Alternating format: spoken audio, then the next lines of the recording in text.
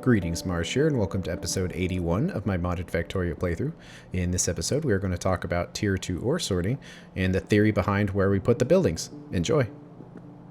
So the last thing that we need on our ore bus here are the two belts of catalyst. But that's kind of a complicated thing to make right now, that we're going to have to both process stone, so we're going to have to process those geodes and process this crushed stone. And we're going to need to process acid. So that's a lot more setup. That's probably going to expand somewhere. It's going to take a lot of room.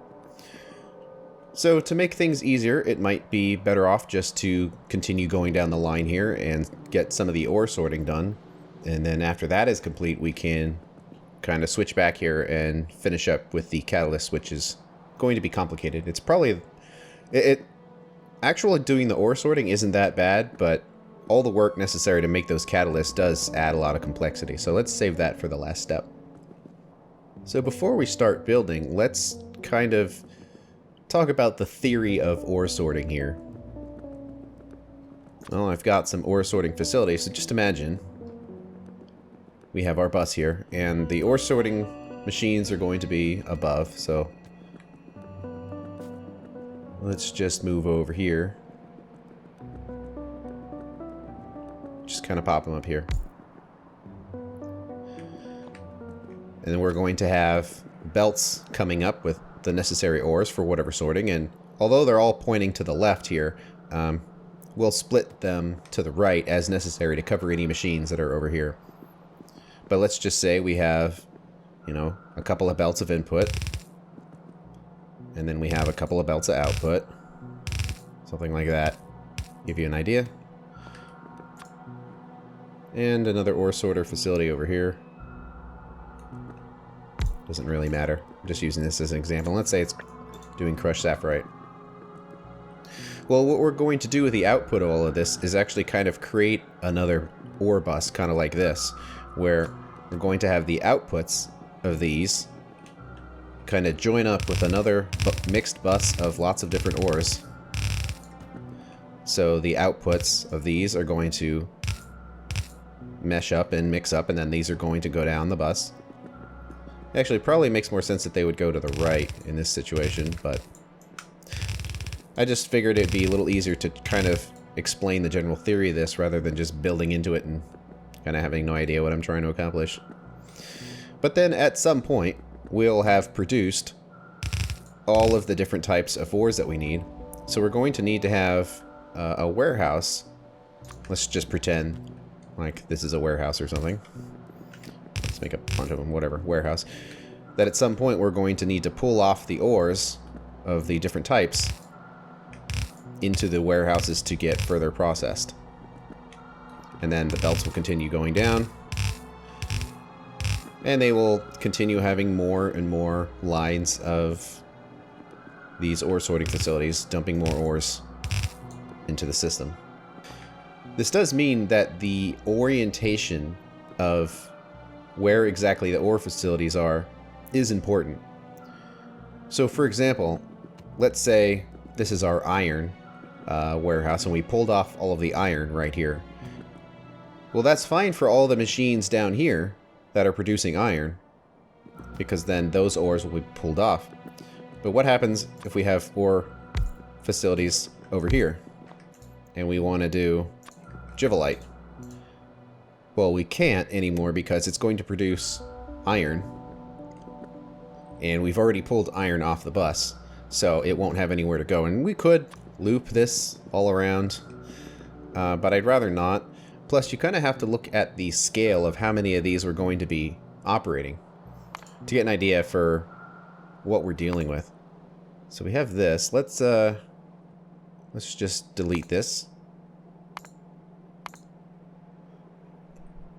So let's say we're processing all of our ores. We're not doing any advanced processing.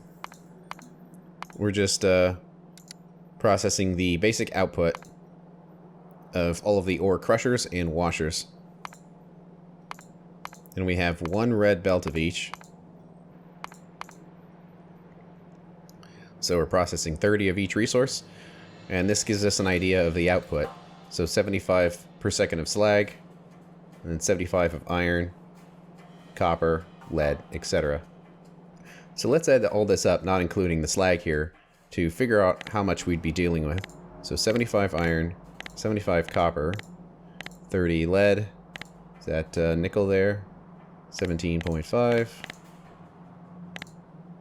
Is that tin? 30. Silicon, 22.5. 15 aluminum. 10 zinc. 10 silver. So that's 285 ore a second.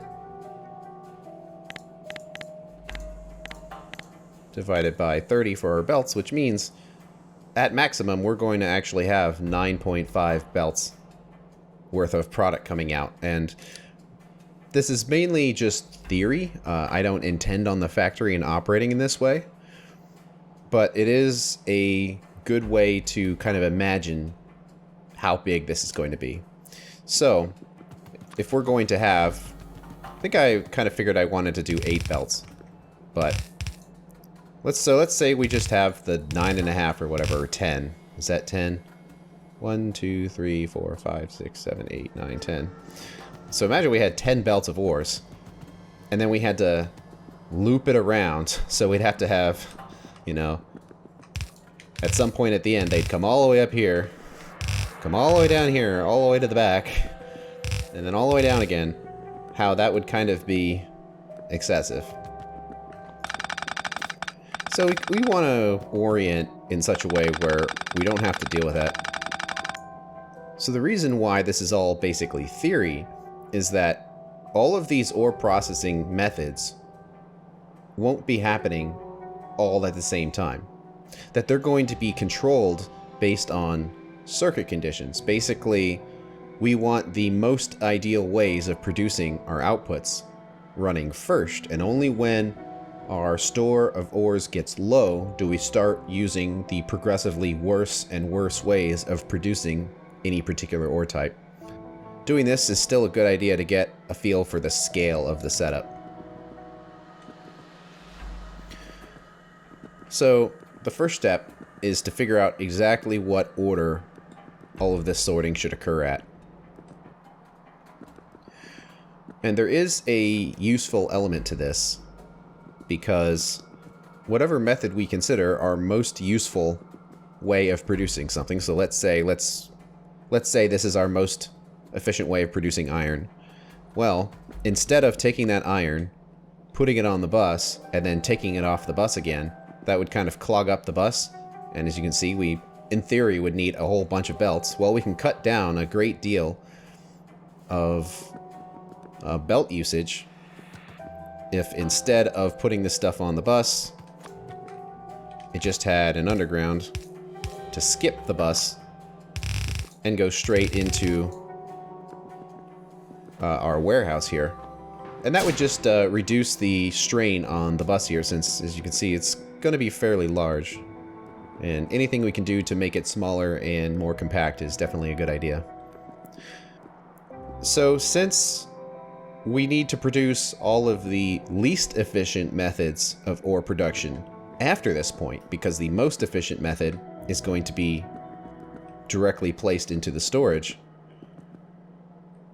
we have to figure out what the most efficient method of each ore type is and put those all as far down the bus as possible. So at the beginning of the bus, somewhere back here, we can do the less efficient methods and just let the ores run down the line until they get to the point where they need to be pulled off. So the ores that we're dealing with are the ones we were originally working with: iron, copper, lead, nickel, tin, and silicon. And the new ones that we're getting are aluminum, zinc, and silver. And there's actually one that's not on there that we could potentially get, because if we sort crushed ferrous mixture, or the powder, we'll get manganese. I don't know if we've researched manganese yet. Oh, a little bit. So you see, one of the methods of making our iron last longer was to mix in some silicon to the iron ingots. Well, another way of making iron last longer is to add manganese in as well. So manganese is an additional resource that we could take advantage of right now. So we have 4 new resources that we're dealing with. So we're going from 6 ores to 10. So let's go down the list and figure out what the most efficient method of each ore is. Well, starting with iron, probably the best way is to use the mineral catalyst and mixing in sapphirite and givelite.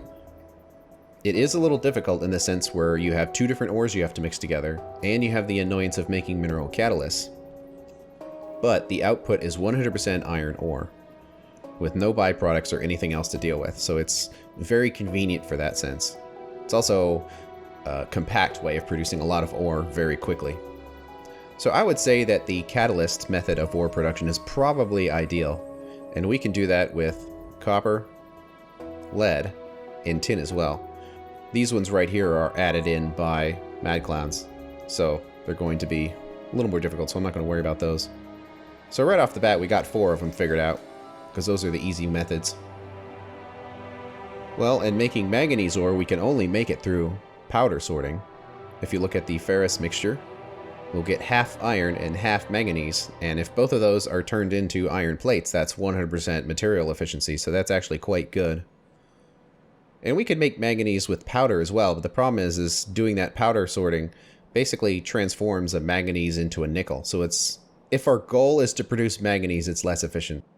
So when you're thinking of, well, what sorting method do I want to use, don't necessarily think about material efficiency, but rather the particular ore that you're talking about, because each one of these machines is going to have its own set of logic to turn it on and off based on the status of the ore that's being held in warehouses. So our alignment of all of these ore sorting facilities is based on that particular ore's processing efficiency. So that's all we need to look at, because we're going to have all the ore sorting setups installed. So even if we really wanted that nickel, which I couldn't say if we did or didn't, for actually making manganese, the ferrous mixture sorting is more ideal. And to make things nice and even, we can process the crushed cupric mixture as well. And we know we can do this because we're already processing copper and tin, so the warehouses will be in place to take the output of crushed cupric. So what's the most efficient way of making that nickel? It's probably crushed rubite. Since nickel is a byproduct ore, we can't really make it very quickly. And if we process crushed rubite, 25% of it, or 1 out of 4, will turn into nickel. And that's probably the most ideal way of making nickel. We can make nickel with the chunk sorting as well, but then it's reduced to 1 out of 6 ores that go in turn into nickel, so that's even less efficient. And we are already producing lead, so this will work with the bus alignment because we're already making lead and we can just suck that lead into the warehouse. And to make silicon, bombonium is probably the most efficient way. And it produces some tin, but we're already producing tin with the catalyst, so that will fit on the bus. And to make life a little sorted and straight, we can just do the other crushed ores now. We can do crushed sapphirite because we're already doing iron and copper. The same with givelite. Same with stereotype. Same with crotinium. So after doing those, we'll have covered all of the crushed ores. So now we need to go down to the second tier of processing and get some of those rarer items. Silver's a difficult thing to produce, because most methods of sorting it, we only get 1 piece of silver compared to the 6 that go in. But this method produces a slag, and this method produces a slag, so those aren't very good. But if we did cupric powder sorting, we would get a silver with no slag and lots of copper and tin. And copper and tin is something we actually need a bunch of. That's probably the ideal way of doing it, because we have to think of, well, if we need a bunch of silver, what are we going to be overloading our factory with? Well, overloading it with copper and tin isn't that bad because we can use that stuff. But like, if we did bobmodium, do we really want to be overloading with silicon and zinc in tin? And slag? So you can see how that's a little worse way. Really, there's no good way of making silver. They're all bad. Because it's a... Hey, that's all done. Probably just let the factory catch up. I think it's been kind of falling behind a little bit. Looks like it. But it's catching up. But there's really no good way of making silver, and we're just going to have to kind of leech it off of byproducts as we're going along. Well, now that we've done the cupric powder sorting, we can also do the ferrous powder sorting, because we are already producing nickel and manganese, so those can be placed on the bus and they will eventually find their way to the warehouses that are down the line. To make zinc, the best way is probably bobmodium, because it will produce us a silver, which we need, and tin and silicon isn't that bad of stuff to produce, but again, we don't really have very many choices for making zinc, so we kind of have to just deal with it. I think really the only other way is with givelite, and that will produce aluminum, which is useful, but since silver is rarer, we probably should focus on that method. And as far as making aluminum, givelite probably makes sense. We can make aluminum with several different methods of processing. But you see, if we did rubite, it doesn't really produce any rare resources that we might need. So that's not very useful. Kind of the same with crotinium here.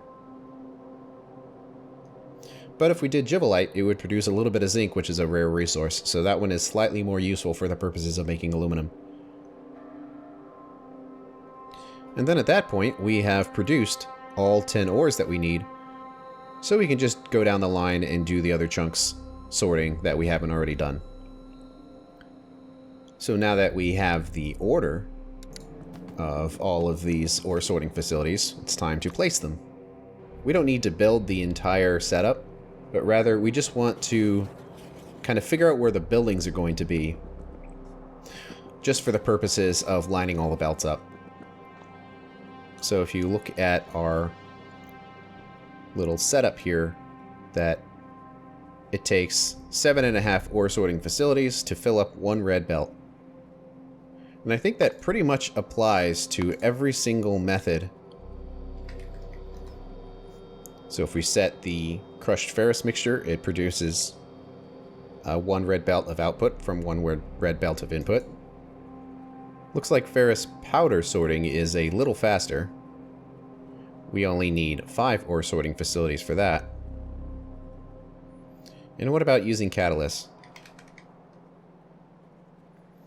Catalysts, it's also 7.5. So since 7.5 is a limiting factor, let's just do 8 machines for all of these. We basically have 2 different orientations for these machines here. If we needed, let's say, 8 of these in total, we can do, let's just say I did 8 there instead of 6. And then on each side, so 1 row of 4, 1 row of 4, and let's say that's our 8. Well, the problem is we're going to have all of these sorting methods in place. And we only have so much space for it to extend out. And honestly, we would prefer to have it try to stay as lined up in this space as possible, just to keep it nice and square. It's kind of a weird design if this part is square, but then we have our sorting facilities that go all the way down to like right here. It's just not very good for the future of the base, and just kind of bad planning as far as the land is concerned. So instead, I think it would be better to do the 8 sorting facilities all on a line. I don't know if that's 8, doesn't really matter. Just an example. So one side of this would produce, let's say we were doing stearachite chunks. They would go all down the line, and then they would have their necessary inputs and outputs and whatnot. And then the other side of these machines can be set up for something else. Let's say rubite. And then there would be 8 of those, and also they would have all of their belts come in as well.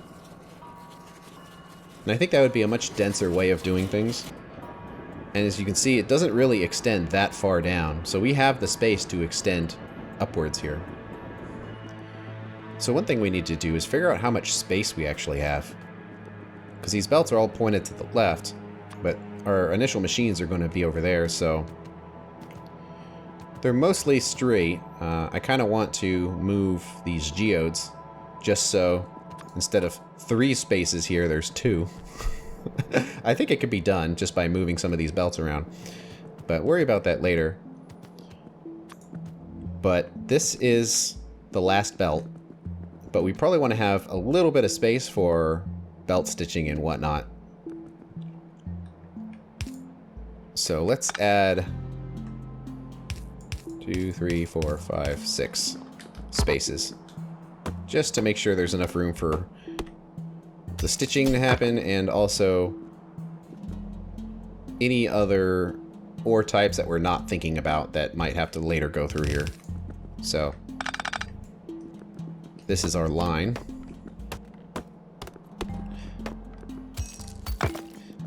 I'm just going to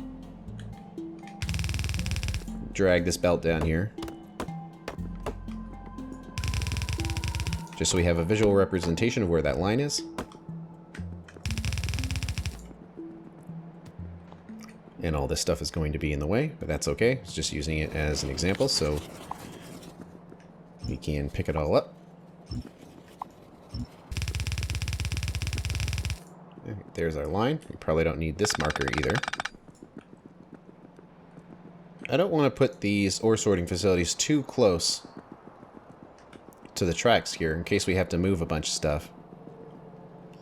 So let's line it up with just this first output here. So let's pretend it was split off. So we would have one belt coming up. So it would be aligned here.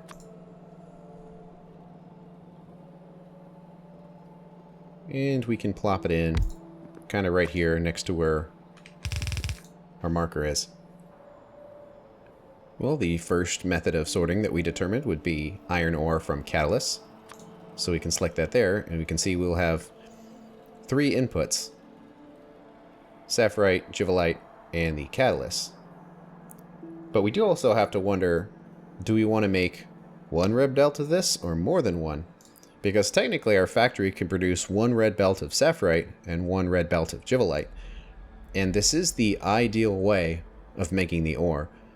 So instead of just having 1 row of these ore sorting facilities, so 8 of them, I wonder if instead we should have 2 rows or 16 of them, so we have 2 red belts of iron ore. Now that's not the maximum of the factory because we have all the other machines that can make iron ore. It's just this is the most efficient / ideal way of making iron ore, or any ore that we determine.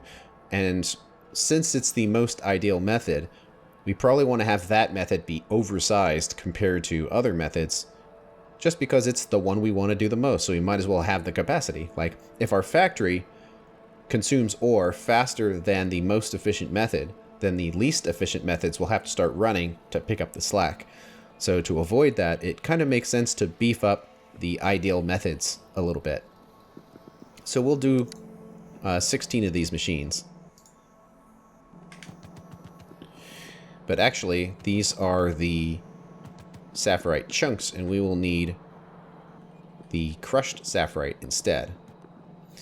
But that should be okay. We can just move the belts around and use that space we have in the middle for the stitching and whatnot, so that is okay.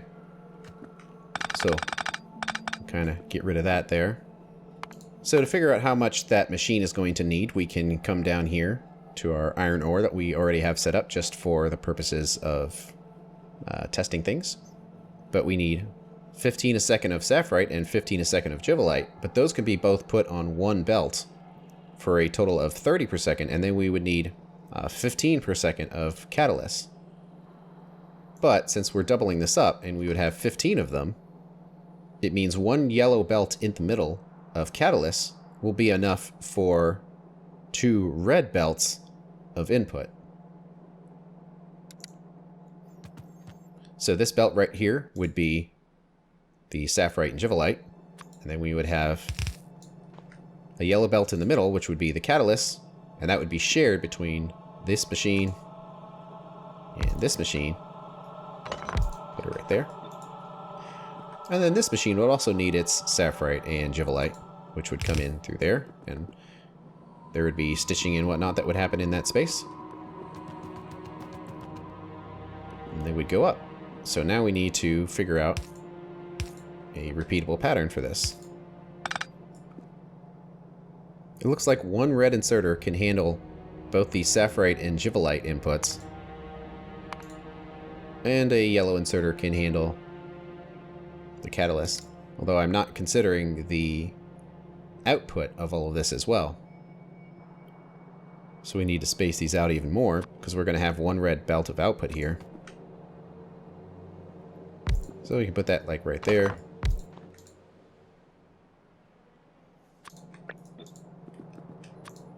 And have this. We do definitely want to try to squish this stuff as tightly as possible, just because these ore sorting facilities and their required belts are very large. So the more efficient you can get with the belts and everything, the better. And then it looks like it'll be one red inserter for an output. Okay, to make this a little easier to look at, let's kind of mark it like that. So the output will be right here, which will be long-handed. And then the input can be right there. And we're going to need some power poles in there. But we've also got to get a long-handed in here to reach for those catalysts. And we can go under the inserter. Let's get a power line over here so there's less flashing. That seems pretty good. Anytime that you have one row of machines only inserting on one belt on one side of them, then it means you need to alternate near and far inserters in order to fill up that belt completely. So it means we need to copy this.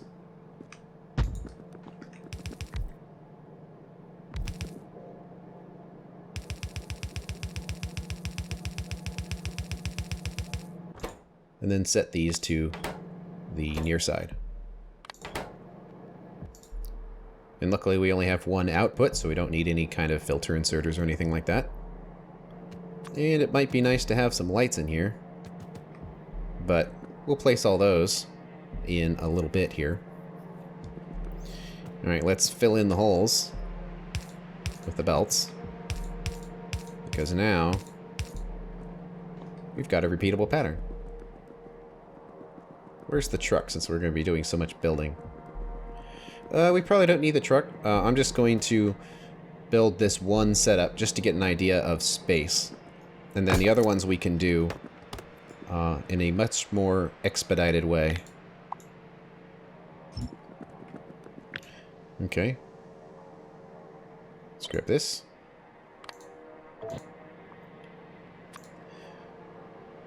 So we needed a total of 8 per line. So that's 4, 6, and then 8.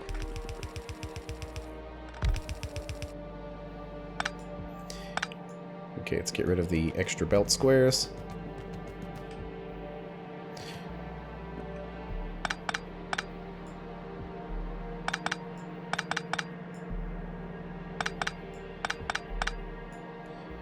And then there we go. That's what 2 red belts of ore sorting with catalyst looks like. And that's fairly compact, because now, if we wanted to make more of them, we can just kind of place them out here, and the size isn't too bad. That kind of matches the same general shape as the rest of the stuff here, so it seems like it's a good shape to use. We did want some lights in here. Let's see. Maybe like alternating every 2. Close enough. But we're not building all of these setups. We just want this to be here so we have an idea of the size and shape. So we know that we're going to be doing copper, lead, and tin in the same way. So they're going to take up the same amount of space as the rest of these. So we can just copy the very end of it here to save us the effort of having to build all of them. And just plop it in here and smush them as close as they can get. It would be nice to have space in between to like run belts and stuff, but these machines are so large, I have the feeling that I really want to squish them as close as possible, and any belts that might have to travel between these machines are just going to have to take the long way around or take a train. Because I don't want to have... Because you see how just to have 2 ore sorting facilities side by side, we've got 5 belts plus the space for the inserters. So an extra 7 spaces. So like, do we really want to be putting even more artificial spaces between these things? Like when you look at the size of these ore washers, you know, how many squares wide are they? 20, 30 squares wide? So it's not that big a deal to have a couple of squares in between. But these are fairly narrow setups, so even 1 extra square in between them is, from a percentage point of view, quite a lot. So hopefully I don't regret squishing these all close together, but that's kind of what I want to do here. Another compromise is to potentially, every few groups of machines, have a gap between the machines to allow belts to go through, but I don't even know if I want to do that. So that is our copper, and we'll just set the machines appropriately.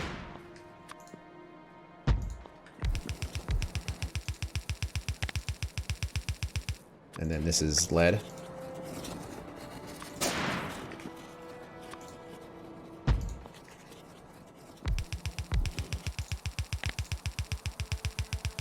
And tin.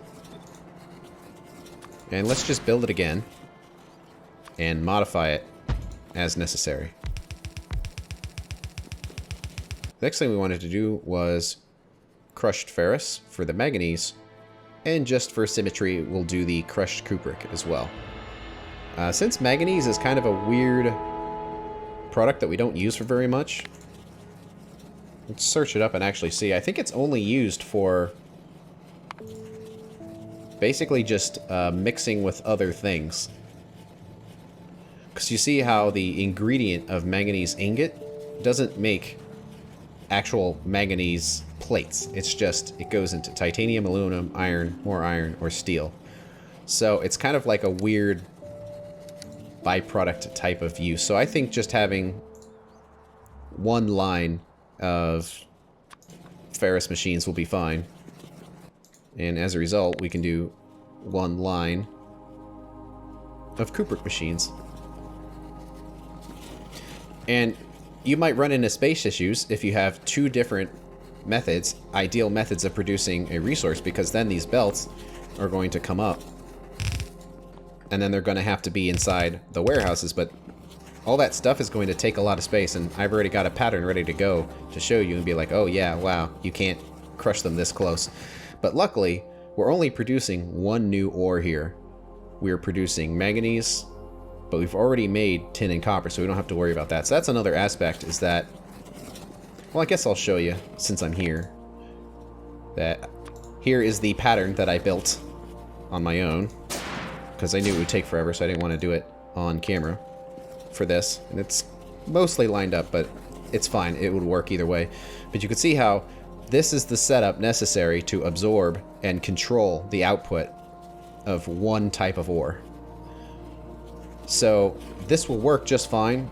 It can pattern like this. It will fit. But we can't do 2 of them in this 1 space. So that's a way of looking at that. For every pair of rows of ore sorters, we can only have 1 new ore type. And that's just a derivative of this particular orientation of buildings. However you want to build the buildings, you can make it work however you want to do it. It's just building them in this way, that's our limitation. However, making this is easier, because we're going to have 1 red belt of ferrous mixture going in, and then 1 red belt, it's going to be a mixed belt, of iron and manganese coming out. So basically, it's pretty much the same, except that we no longer need the middle belt. I wonder, for symmetry reasons, if we should just build it like this with the gap in the middle. Just to make them all look exactly the same. Because, just doing basic sorting, we're going to have 30 ores going in, and then 30 ores plus slag coming out. So it's really only the ones with catalyst that require this extra gap in here. But it would make them all look exactly the same. And how much space are we honestly talking about when it comes to removing this one's line here? Well, if we're sorting all of these, we're probably looking at a total of like 10 or 15 lines, or squares worth.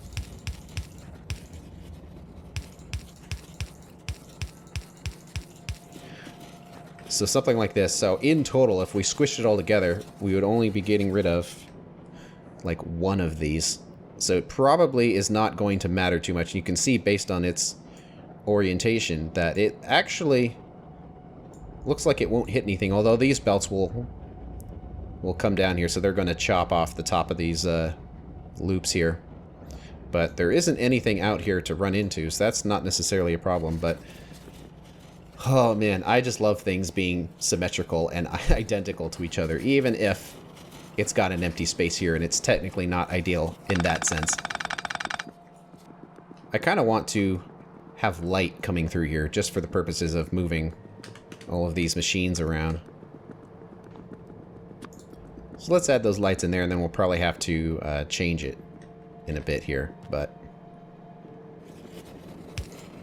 there we go. Just want to be able to see a little bit as we're expanding this down, and then we'll move things around as necessary. So that covers the crushed mixtures.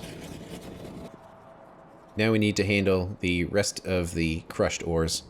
I think we decided on crushed rubite for nickel. So let's grab this, copy that, place it right next to here.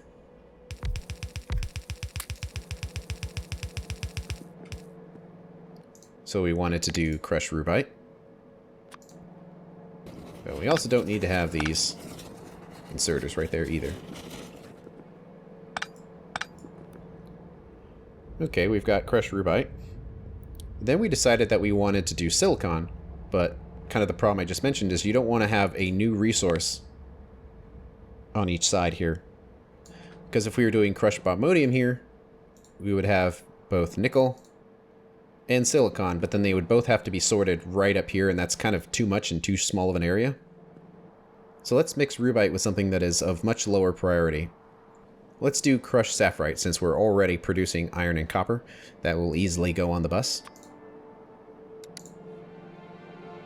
So we're looking good. Let's make another pattern here, but without those middle inserters. So let's keep going. So we wanted to do crushed botmodium to get that silicon. And then that's it for all of these ores. The rest of them are just kind of throwaway ores, because we were already producing it with better ways, so we can just do crushed givelite right there to get some iron and copper. And let's throw this down here. Probably about to run out of belts and whatnot.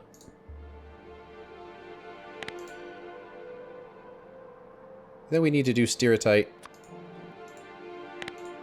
and crotinium. Although let's do it stereotype there and crotinium there. So we should have our 6 crushed ore types here: rubite, sapphirite, botmodium, givelite, stereotype, and crotinium. So that much is looking good. I'm going to grab some more belts and we can keep moving down. Oh, I just noticed something here. We have a red belt going down, but then it's only got a yellow belt underground for the train here. Whoops. There we go. I don't think that really mattered because our rubite production is so slow, so it probably didn't affect anything, but there was no way I wasn't going to fix that after seeing it. Wonder how the rest of the factory is doing as far as resources. Have we caught up from all of that research? Yeah, seems like it. We mostly have. It's just now backing up. Well, I'll let it back up completely, and then we can choose a new research to do. Okay, from here, we decided on doing cupric powder sorting for the silver. And then right next to it, we can do the ferrous powder sorting, since iron, manganese, and nickel are things we're already producing, so it can slide right in there. So we'll change this to cupric powder. And then this can be ferrous powder. Now the powder machines are much faster, so they might need different sets of inserters and whatnot. So because of that, I'm going to put some inserters in there, just to remind myself that the pattern is going to be slightly different with just this set of machines.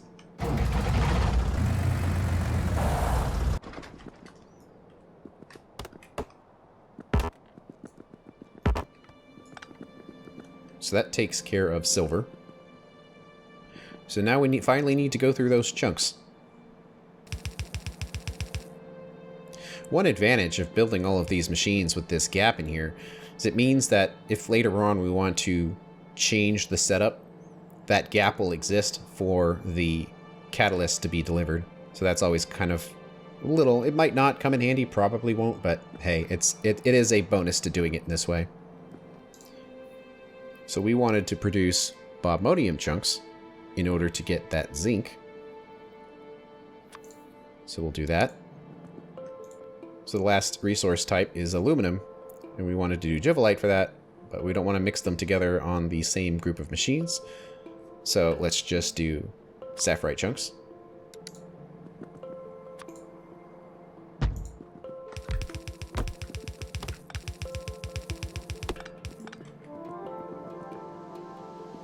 And then over here, finally, we can do those jivolite chunks. And that's it for all of the ore types. So now we just need to go down the line and get the rest of them in there. So let's do stereotype. And one more set of machines here. Cruthenium. And rubite. So let's check our work here. So we have bobmodium chunks, sapphirite, jivolite, stereotype, cruthenium, and rubite. And coming back here, that should cover all of the ore types. We've got all of the crushed ores, all of the chunk ores, and also we're covering both tiers of both types of powder. So that's about how big the setup would be. It's actually not too bad that it lines up very cleanly with near the end here. So that actually works out well, where a lot of these belts are actually going to have to be pointed the other direction. But we wanted all these to be placed just so we had an idea of the size. And that's it for this episode. In the next one, we are going to cover the logic used to turn on and off all these ore sorting machines. Thanks for watching. I'll see you later.